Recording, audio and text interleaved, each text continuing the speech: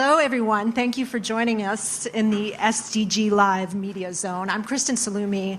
I'm a correspondent with Al Jazeera English, and I'm very honored to be here today talking to these two gentlemen who are on the front lines of the battle to save our environment, and eager to talk to you after the Climate Action Summit to get your take on what's happening, what's been accomplished, and what more needs to be done. Joining me here today, we have Achim Steiner, who is the administrator for the UN Development Program, the former executive director for UN Environment Program, so he knows a lot about the subjects on which we are going to speak. And of course, next to me here, Game of Thrones actor Nikolaj Coster-Waldau.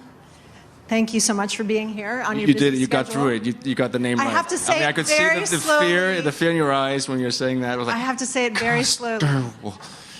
But thanks for taking your time. I enjoy that. We Americans are not known for our... And can I just say, you said like you at the front lines of saving the world. I'm not on the front lines of anything really, but these guys are the UNDP. I'm a Goodwill ambassador for the UNDP, and I'm very proud to be that. Absolutely. I was going to get there, but you have seen the front lines because you've just come back from Peru not too long ago. So we're going to talk about that a little bit.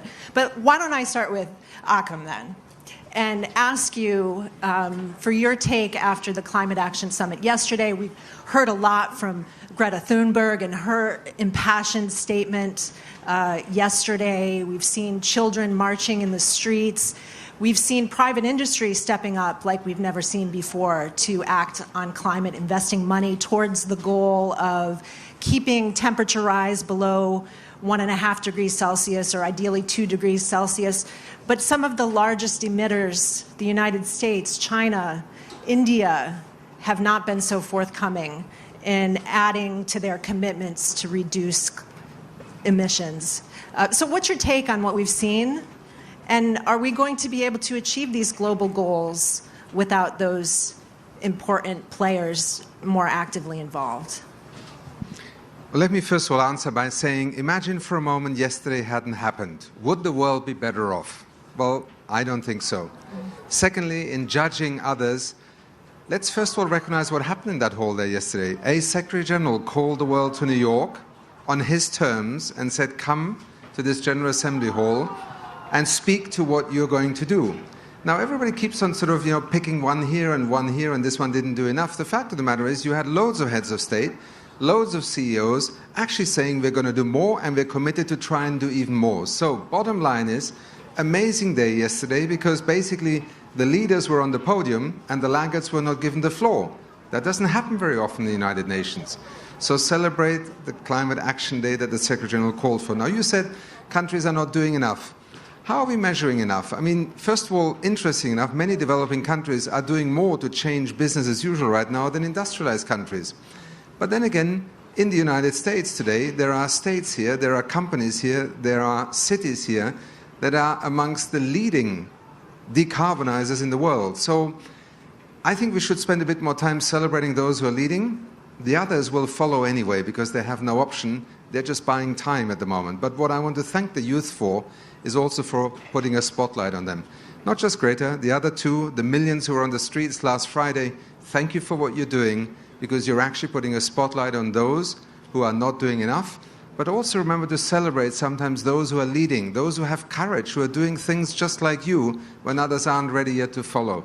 That's how you actually start getting to where we want the climate action community to come to. Let me ask you, Nikolaj, you just got back from a trip to Peru to find out why the Amazon is on fire. What did you discover on that journey? Well, I think that you discover that everything is complex, and we live in a world where we like the headlines, and it's about what gets the most clicks and the likes. And a story like the Amazon on fire got a lot of attention, and the images we saw frustrated and shocked all of us, and even though we then find out that some of the images weren't really from the Amazon, but the thing is, it was shocking. What was more shocking, or unfortunately not surprising, is that I come down there and I realized, well, this is is not a question of a lot of people just being angry at the forest and just wanting to burn it off because, hey, that's fun, it looks great with a bonfire. No, we're talking about a lot of people that don't have an alternative, where it's about survival. It's about, if I don't, I have to clear this land so I can grow my crops, so I can feed my family and make a little bit of income.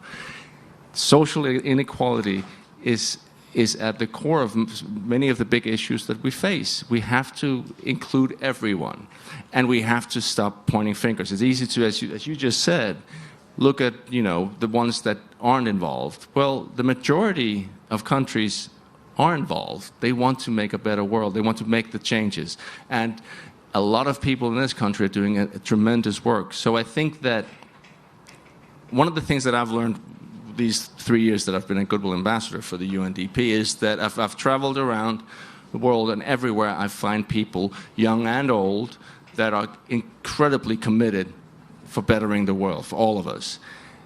I think it's going to be very hard to find, whether you agree politically or not, find anyone who doesn't want the world to be better for their kids and their grandkids. I don't think anyone wants to hurt nature as it is. But I understand there's a lot of people that have a lot of different interests. But at the core, I think there's so much more that binds us together than separates us. And here we're talking about protecting a natural resource. When you get into reducing carbon emissions from power plants and things like that, it's easy for people to gloss over, perhaps. But we're talking about protecting a resource. Achim, I want to ask you, though, President Bolsonaro of Brazil today accused the international community of exaggerating the importance of the Amazon when it comes to the climate and the good of the climate. What is your reaction to that? He said this notion that the Amazon are the lungs of the world is overdone. How important is Well, that's true, though, isn't it? He has a point. It's not the lungs of the planet. One could argue, in Peru they said, it's not the lung, it's the heart. It's the 20% of fresh water in this world is stored there, but it's also an incredible biodiversity that we need, obviously. But it's so, I can understand why you get pissed off if I was Brazilian or if I lived in South America and suddenly the whole world going, you bad people, you burn the forest. We burned our forests a long time ago in Europe. And we have a very good life because we decided to turn it into farmland. The same in the U.S. So it goes back to inequality. There has to be an alternative. Nobody wants to work. Work in illegal mining, that's not a great job. Working illegal logging, that's not a great job.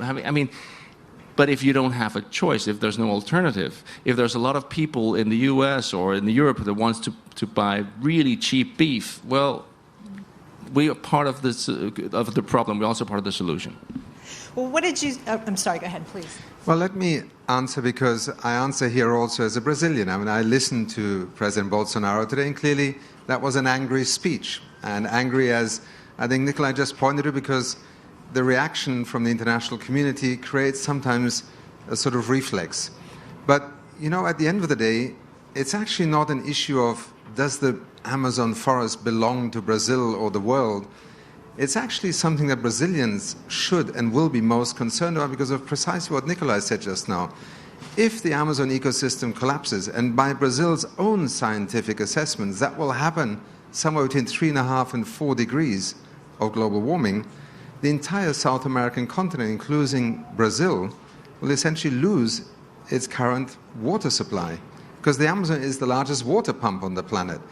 And I think what I would say to President Bolsonaro is, from our leaders, we don't expect anger, we expect wise leadership. And right now, what we need to look at is not a debate of who owns the Amazon, and if indeed that part of the Amazon that is in Brazil bestows upon Brazil a particular responsibility to be a custodian of this forest, and not to debate over whether we can cut it down and you like it or you don't like it.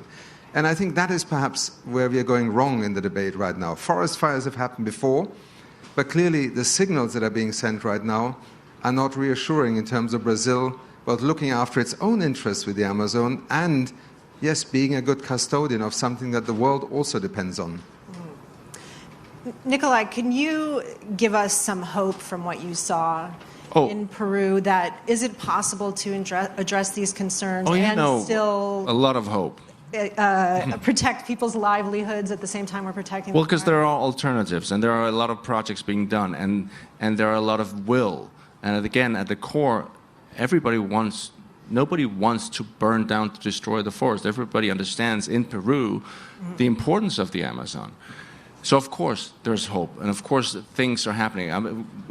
We visited several.